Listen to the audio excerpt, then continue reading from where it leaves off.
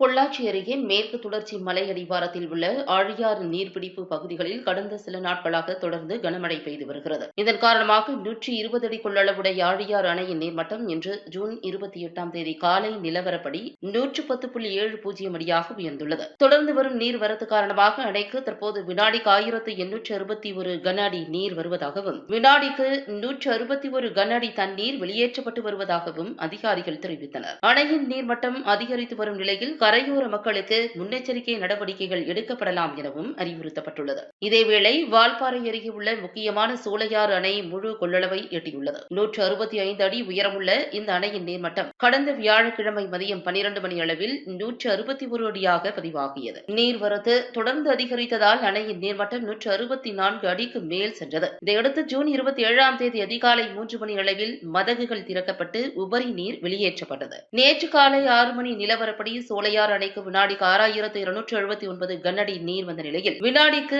2467 கன அடி நீர் வெளியேற்றப்பட்டு வருவதாகவும் அணையின் தற்போதைய நீர்மட்டம் 163.60 அடி எனவும் தெரிவிக்கப்பட்டுள்ளது. சோலையாறு அணை பரம்பிக்குளம் ஆழியாறு நீர்ப்பாசன திட்டத்தில் முக்கிய பங்காற்றும் அணையாகும். இவ்வணையிலிருந்து வெளியேறும் நீர் கோவை மற்றும் திருப்பூர் மாவட்டங்களைச் சேர்ந்த லட்சக்கணக்கான விவசாய நிலங்களுக்கு பாசன வசதியாக பயன்படுகிறது.